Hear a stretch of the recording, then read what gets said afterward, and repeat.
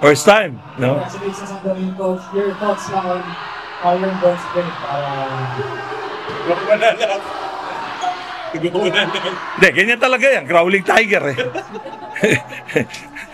Eh kung bulldog yan, ganun. Eh growling tiger, kaya nag-growl lahat. No? Anyway, I'm so thankful. No? Yun nga, first time makabalik dito. No? Yung mga coaches ko lang ang dinadala rito. Alam nyo ba yon kung bakit mga coaches ko dinadala rito? Ha? Hindi po. It's not about me. Team kami. Pati coaching staff, lahat. Ito, tulungan to lahat. Tulungan. Mark, dito ka. Tulungan kami lahat eh. Kaya, yung umuupo rito at nakakausap nyo, sila Coach Jab, Peter, Coach CJ, kasi part sila ng team at saka laki ng tulong nila sa team. Kaya it's not all about me. No? Teamwork to. From the staff, to sa mga utility boys namin, dito sa mga players, no? Isang team kami, isang pamilya to eh. Sama-sama lang. Manalo, matalo, sama-sama lang. We got that nice record nung first round. Tapos 3 losses kagad, no? Actually 4 losses 'yon, no? 1 tapos yung last Adamson ng elimination, tapos natalo na naman ng 4 straight losses. Di ba? Maraming pinag-uusapan. Marami nang nagdududa. Papasok pa ba kaya itong UST na to? Ano ba itong UST na to? Joke lang ba to? No. We're here. Okay? Parating na kami. Okay? This is our 3rd year. Ako, this is my 3rd year. First year ko, alam niyo naman, medyo kung mapapalang tayo ron, iba pang team yun. But last year and this year is our team. No? At the same time, these are expiration contract year. No?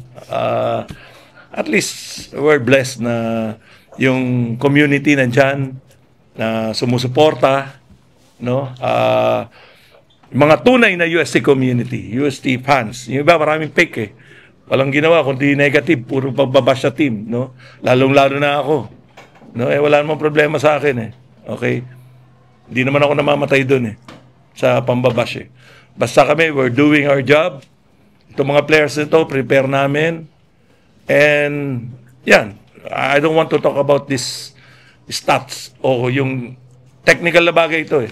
Basta kami, we work so hard for this season, no?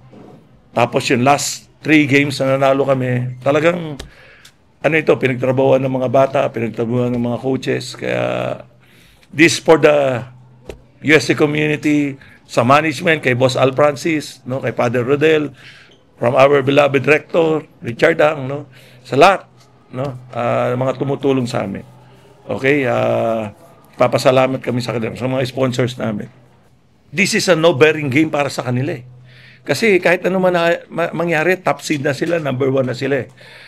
But they're a competitive team, kaya talagang nilaro kami ng gusto, no? Tsaka hindi naman ibibigay sa amin ng ganyan-ganyan lang yan eh. It's, for me, it's all about the players. Yung desire, yung grit nandun, no? Na gusto nilang manalo to get this win, to be in the Final Four. Ngayon, whatever happens, kung laban namin UP, we're gonna be ready for sure. Or not, will be an indication kung maka-move forward. Ikaw, yung SFC with UST. Oo naman. Dito naman kami. Okay kami. Wala naman kami problema. Marami lang kasi mga retest dyan eh. Kung ano-ano mga sinasabi. Pagka natalo ka, sama-sama mong tao. Pag nanalo ka, ang pogi mo. Lintik na, walang balanse eh. No? Wala man lang. Di, sayang. Oh, bawi tayo. Walang ganun eh. No?